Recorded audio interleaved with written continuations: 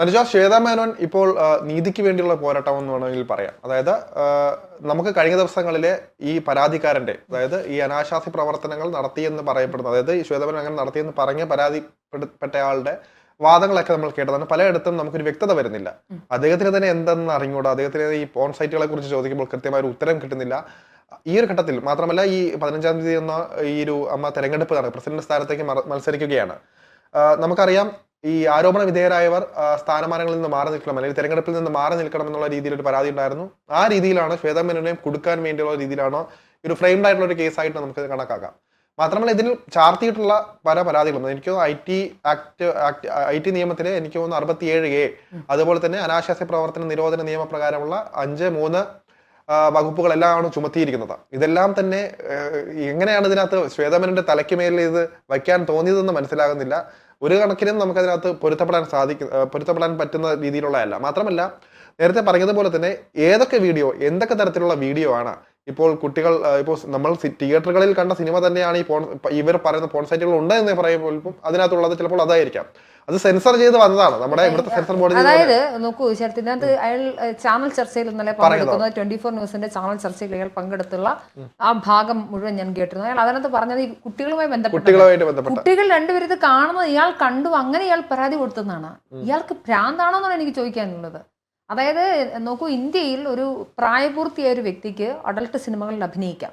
അത് പൊതുവിടങ്ങളിൽ പ്രദർശിപ്പിക്കണമെങ്കിൽ censor board certificate ഉണ്ടെങ്കിൽ അതുമാകാം. അപ്പൊ ഒരു കോണ്ടം എന്ന് പറയുന്ന സർക്കാർ പ്രൊമോട്ട് ചെയ്യുന്ന ഒരു കാര്യമാണ് കോണ്ടം ഉപയോഗിക്കുക എന്നുള്ളത്. അപ്പോൾ അതിനുള്ള ഭാഗമായി ഒരു പരസ്യചിത്രത്തിൽ അഭിനയിച്ചത്, അത് എത്രയോ വർഷങ്ങൾക്ക് മുന്നേയുള്ള പരസ്യചിത്രം ഇയാൾ പോയി Shweta Menon hot and sexy എന്നൊക്കെ പറഞ്ഞുള്ള കീവേഡ്സ് ഇട്ട് അടിച്ച് VPN ഉപയോഗിച്ച്, അതാണ് ഏറ്റവും രസം. ഈ സൈറ്റുകൾ, ഇയാൾ പ്രതിപാദിക്കുന്ന സൈറ്റുകളെല്ലാം ഇന്ത്യയിൽ ബാൻഡാണ്.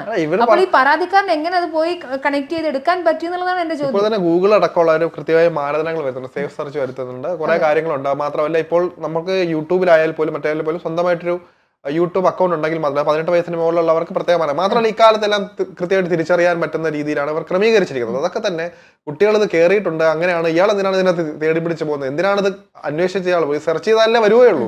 ഇപ്പോൾ ശ്വേതാ മേനോൻ എന്ന് വെറുതെ ഗൂഗിൾ സെർച്ച് ചെയ്ത് കഴിഞ്ഞാൽ ഇങ്ങനത്തെ ഫോട്ടോകളൊന്നും ആയിരിക്കില്ല വരുന്നത്. മാത്രമല്ല, ശ്വേതാ മേനോൻ ഇവിടെ ശ്വേതാ മേനോനേക്കാൾ ഉപരിയായിട്ട് ഇവിടെയുള്ള എത്രയോ നടിമാരുണ്ട്. ഇവിടെ നമുക്കറിയാം, തിരുവനന്തപുരത്ത് സണ്ണി ലിയോൺ വന്നപ്പോൾ ആഘോഷിച്ച ആൾക്കാരാണ്. അവർ ഇതിനെക്കാട്ടി വൽഗാരിറ്റി കാണിച്ചിട്ടുള്ളതാണ്. പക്ഷെ അവരുടെ വ്യക്തിപരമായിട്ടുള്ള കാര്യമാണ്, അതിനകത്ത് ആരും ചെക്കിങ് പോകാറില്ല. അവരുടെ ഇപ്പോഴും എന്തുകൊണ്ടാണ് ആളുകൾ ഇത് രീതിയിൽ കാണുന്നത്? അവർ ഒരു പോൺ സ്റ്റാർ എന്ന രീതിയിലാണ് അവർ ആ profession, it's a profession, right? ആ പ്രൊഫഷൻ അവർ ഉപേക്ഷിച്ചതിന് ശേഷവും അവർ തന്നെ എടുത്തു പറയുന്നുമുണ്ട്. പക്ഷെ സണ്ണി ലിയോണിന് ഇത്ര ഒരു ആരാധക വൃന്ദം വന്നത് എന്തുകൊണ്ടാണ്? സണ്ണി ലിയോൺ പോൺ സ്റ്റാർ ആയതുകൊണ്ടാണ്. സംസ്ഥാന സർക്കാരിന്റെ പ്രതിനിധി, ക്ഷണിക്കപ്പെട്ട അതിഥിയെ അവരിവിടെ എത്തിയിട്ടുണ്ട്. അപ്പൊ പിന്നെ ഏത് വെള്ളരിക്കപ്പെടണമാണെന്ന് ചോദിക്കുന്നേ. അതായത് ഇതല്ലേ, അതായത് ഇങ്ങനെയൊക്കെ ചിന്തിക്കുന്നല്ലേ യഥാർത്ഥത്തിൽ ലൈംഗിക വൈകൃതം. ഈ പരാതിക്കാരൻ, അദ്ദേഹത്തിന്റെ പേരെന്താണ്, മാർട്ടിൻ മനാച്ചേരി എന്ന് പറഞ്ഞ ആൾ, ഇതൊക്കെ പോയി ഒരിക്കൽ പോലും ആരും സെർച്ച് ചെയ്യാത്ത സാധനങ്ങൾ എന്തിനാണ് ഇയാൾ സെർച്ച് ചെയ്യുന്നത് എന്നാണ് എന്റെ നിരോധിക്കപ്പെട്ട ഇവിടത്തെ പോൺ സൈറ്റുകൾ എന്ന് പറഞ്ഞാൽ അതിനകത്ത് എന്തിനാണ് കടന്നത്? അത് ഒന്നാമത്തെ തെറ്റ്. അതിനകത്ത് കയറി അത് തിരഞ്ഞെടുത്ത് അതിന്റെ ലിങ്ക് ഒക്കെ എടുത്ത് അയച്ചു കൊടുക്കുമ്പോൾ അതിനകത്ത് ഒന്ന് ക്ലിക്ക് ചെയ്യുമ്പോൾ ഒന്നും പോലും അതിനകത്ത് പ്രവർത്തനമല്ല. അപ്പോൾ തന്നെ മനസ്സിലാക്കി, ഇത് മാത്രമല്ല, ഇത് ശ്വേതാ മേനോൻ ഡയറക്റ്റ് ആയിട്ടല്ല ഇതുവർക്ക് വിതരണം ചെയ്യുന്നത്. ഇത് സിനിമയിൽ വന്നൊരു ക്ലിപ്പിംഗ് ആണ്, ആ സംവിധായകനല്ല. അപ്പൊ സ്വാഭാവികമായിട്ട് അത് എത്തേണ്ടത് സംവിധായകനോ പ്രൊഡ്യൂസറിനോടാണ് ചോദിക്കേണ്ടത്. ഇവർ അതിനകത്ത് അഭിനയിക്കുന്ന ഒരു ടൂള് മാത്രമാണ്. ഞാൻ എന്തിന്റെ അടിസ്ഥാനത്തിലാണ് എനിക്ക് FIR ഇടുക, അല്ലേ? അതായത് ഇത് കാണുന്ന സമയത്ത് സ്വാഭാവികമായി പരാതി വരുന്നു, അതിന് FIR ഇടേണ്ടതുണ്ട് എന്നുള്ളത് കൊണ്ട് മാത്രമായിരിക്കും. പക്ഷെ ഒരു സ്ത്രീയെ പൊതുമധ്യത്തിലേക്ക് വലിച്ചു, അവർ കഴിഞ്ഞ ദിവസം ഒരു ഇന്റർവ്യൂ കൊടുത്തതിനകത്ത് എനിക്ക് അങ്ങനത്തെ നല്ല ഗ്ലാമറസ് റോളുകൾ ചെയ്യാൻ ഇഷ്ടമാണ് അത് എന്ന് പറഞ്ഞതാണ് ഇയാളെ ട്രിഗർ ചെയ്യിപ്പിക്കുന്നത്. അല്ലെ, അത് അങ്ങനെ അഭിനയിച്ചാൽ എന്താണ് കുഴപ്പം? ഈ ഒരു ആണിന് അയാളുടെ ശരീരം, നമ്മൾ ഇന്നലെ ചർച്ചയിൽ ശരത്തനെ പറയുന്നത്, അയാളുടെ ശരീരത്തിന്റെ 6 പാക്ക് കാണിക്കണം, അയാൾ നല്ല ഫ്രെയിംഡ് ആണ്, V ഷേപ്ഡ് ആണ് ആണുങ്ങളുടെ ബോഡി. അങ്ങനെ ഒരു V ഷേപ്ഡ് ബോഡി അയാൾ ജിമ്മിൽ പോയോ ഇനി എന്തെങ്കിലും സർജറി ചെയ്തോ ശരിയാക്കിയിട്ടുണ്ടോ എന്ന് പ്രദർശിപ്പിക്കുന്നുണ്ടെങ്കിൽ അത് അയാളുടെ ഇഷ്ടമാകുന്നത് പോലെ അല്ലേ ഗ്ലാമറസ് റോളുകൾ സ്ത്രീകൾ ചെയ്യുമ്പോൾ? അതിനെ നിങ്ങൾക്ക് വേണമെങ്കിൽ പൊളിറ്റിക്കൽ ഇൻകറക്ട്നെസ് എന്നോ, അല്ലെങ്കിൽ ഈ പറഞ്ഞതുപോലെ സെക്ഷൽ ഒബ്ജക്ടിഫിക്കേഷൻ എന്നോ അങ്ങനെയൊക്കെ പറഞ്ഞുകൊണ്ട് അതിനൊരു വിമർശിക്കാം എന്നതിനേക്കാൾ ഉപരിയായി ശ്വേതാ മേനോൻ അങ്ങനെ പറയരുത് അല്ലെങ്കിൽ അങ്ങനെ ചെയ്യരുത് എന്ന് പറയാൻ ഇയാൾ ആരാണ്? രതിനിർവേദം പോലെ അങ്ങനെയാണെങ്കിൽ ഞാൻ പറയുന്നത് ആദ്യത്തെ സിനിമയിൽ രതിനിർവേദത്തിൽ അഭിനയിച്ചത് ആരായിരുന്നു? അവരുടെ ജയഭാരതിക്കെതിരെ കേസ് കൊടുക്കുവോ?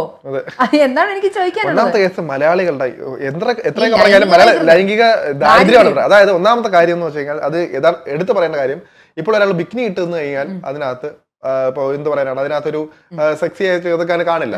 പക്ഷെ അതേസമയം ഒരാൾ സാരി കൊടുത്ത് വന്നിട്ട് അതിനൊരു ജസ്റ്റ് ഒന്ന് മാറിക്കഴിഞ്ഞാൽ അതിന് കണ്ടിട്ട് അതിനകത്ത് ഈ ഇങ്ങനത്തെ ലൈംഗിക ദാരിദ്ര്യം തീർക്കുന്ന മലയാളികൾ നടക്കുക. അതാണ് വ്യത്യാസം വരുന്നത്. നമ്മൾ അവര് ചെയ്യുമ്പോൾ അതിനകത്ത് കൃത്യമായ അതിനൊരു രൂപഭംഗിയുണ്ടെന്ന് പറയുകയും ഈ ഒരു ഇതിലേക്ക് വരുമ്പോഴത്തേക്കും അവിടെ അതിനകത്ത് ഇത്തരത്തിൽ കാണുന്ന ആളുകൾ ശ്വേതാമേനോനെ തന്നെ ടാർഗറ്റ് ചെയ്യണമെങ്കിൽ ഇയാൾക്ക് എന്തെങ്കിലും വ്യക്തിപരമായ മറ്റ് വിദ്വേഷം. ഒരാളെ ഇപ്പൊ നോക്കൂ, ഇന്ത്യയിൽ ഒരാൾക്ക് സ്വന്തമായി തന്നെ അയാളുടെ ഫോൺ വീഡിയോകൾ എടുത്ത് വെക്കാനുള്ള റൈറ്റ്സ് ഉണ്ട്. അത് പൊതുവിടങ്ങളിൽ പ്രദർശിപ്പിക്കാനോ മറ്റൊരാൾക്ക് കൊടുക്കാനോ പാടുള്ളതല്ല. കുട്ടികളുമായി ബന്ധപ്പെട്ടിട്ട് അണ്ടർ 18 വരുന്നതെല്ലാം മൈനറാണ്. ആ മൈനറായി വരുന്ന കുട്ടികളുടെ ഇത്തരം വീഡിയോകൾ ചിത്രീകരിക്കാനോ പ്രദർശിപ്പിക്കാനോ അനുമതിയില്ല. അത് ക്രൈമാണ്. ഇത്തരത്തിലുള്ള നിയമങ്ങൾ, അതായത് ഒരു രാജ്യത്തിന് വേണ്ട നിയമങ്ങളൊക്കെ ഇവിടെയുണ്ട്. ഈ നിയമങ്ങളനുസരിച്ചാണ് ഈ നാട്ടിൽ കാര്യങ്ങളെല്ലാം ഈ പറഞ്ഞ പോലെ ഇപ്പോൾ നോക്കി നമ്മൾ ചിലപ്പോൾ ഞങ്ങൾ സ്ത്രീകൾ മാത്രം നിൽക്കുമ്പോൾ ഈ നോക്കുന്ന ആൾക്കാർ, നോക്കി ഗർഭം ഉണ്ടാക്കുന്ന ആൾക്കാരെന്ന് പറയും. അതുപോലെ വൾഗറായി നോക്കുന്നത് മുതൽ നമ്മളെ വൾഗറായി ടച്ച് ചെയ്യുന്നത്, നമ്മളോട് സ്ലട്ട് ഷെയിം ചെയ്യുന്ന ഒരുപാട് ആളുകൾ നമ്മുടെ നാട്ടിലുണ്ട്. ഇയാളും അല്ലെങ്കിൽ ഇത്തരത്തിലുള്ള പരാതികൾ പറയുന്ന ആളുകളും ഇങ്ങനെ ലൈംഗിക ദാരിദ്ര്യം ഉള്ളതുകൊണ്ടാണ് നമ്മളെ ഇതിനകത്തൊരു മാനദണ്ഡങ്ങൾ സൃഷ്ടിക്കുന്നത് നമ്മൾ തന്നെയാണ്. അതായത് നമുക്ക് പല രീതിയിലും ആക്കാൻ പറ്റും. അതായത് ഇപ്പോൾ ഒരു അമ്മ കുട്ടിക്ക് പാല് കൊടുക്കുന്നതിനെ അതിനെ നമുക്ക് ഈ ഒരു രീതിയിൽ കാണാൻ പറ്റുമോ? അത് നോക്കുമ്പോഴത്തേക്കും അത് പ്രദർശനമാണ് മറ്റേന്ന് പറയാമല്ലോ. നമുക്ക് എനിക്കൊന്ന് ഗൃഹലക്ഷ്മി അടക്കമുള്ളവർ അവർ പരസ്യമായിട്ട് ആ മുലയൂട്ടുന്ന ചിത്രം അടക്കം കൊണ്ടുവന്ന് അത് വലിയ രീതിയിൽ സ്വീകാര്യത കിട്ടിയത് കൂടിയാണ്. ഒരു ആക്ട്രസ് ഉണ്ടായിരുന്നു വന്നത്.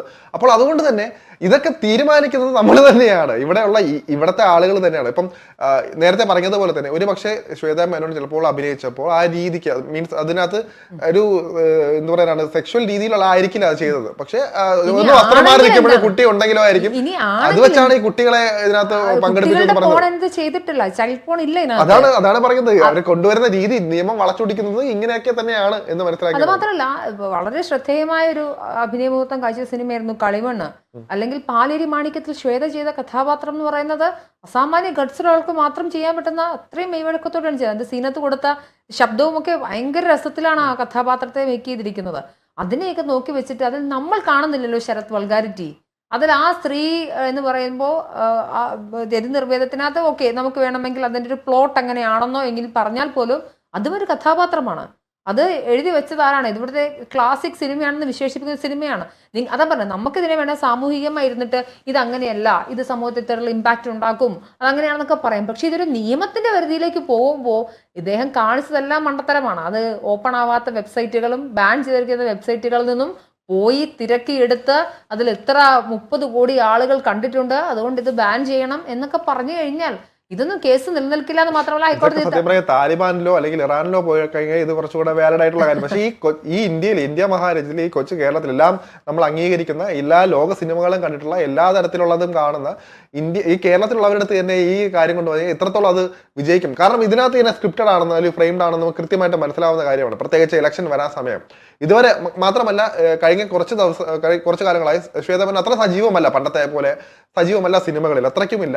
മാത്രമല്ല അവരുടെ കുടുംബമായിട്ട് സമാധാനപരമായിട്ട് മുന്നോട്ട് പോകുന്നു, അങ്ങനെ ജീവിച്ചു പോകുന്നു. ചെറിയ ചെറിയ ഉദ്ഘാടനങ്ങൾ അങ്ങനെ എന്തെങ്കിലും ആയിട്ട് അവർ ജീവിച്ചു പോകുന്ന ഈ ഒരു സമയത്ത് കൃത്യമായ ഇലക്ഷൻ നടക്കുന്നതിന് ഏതാനും ദിവസങ്ങൾക്ക് മുൻപ് തന്നെ കൊണ്ടുവന്നത് തന്നെ അരിയാഹാരം കഴിക്കുന്ന എല്ലാ മലയാളികൾക്കും മനസ്സിലാവുന്ന കാര്യമാണ്. ഇയാളുടെ ലക്ഷ്യം എന്താണ്, ഇയാളുടെ പിന്നിലുള്ള ആളുകൾ ആരൊക്കെയാണെന്നും ഏകദേശം എല്ലാവർക്കും ബോധ്യപ്പെട്ടതാണ്. അതുകൊണ്ട് തന്നെ ഇവിടെ ഒരു സ്ത്രീ വാഴ്ച വേണ്ട എന്നുള്ള രീതി, സിനിമാ മേഖലയിൽ സ്ത്രീ വാഴ്ച വേണ്ട, നമ്മളൊക്കെ മതി എന്ന തീരുമാനം തന്നെയാണ് ഇതിന്റെ പിന്നിലെന്ന് എല്ലാവർക്കും മനസ്സിലായ ഒരു കാര്യം കൂടി തന്നെയാണത്.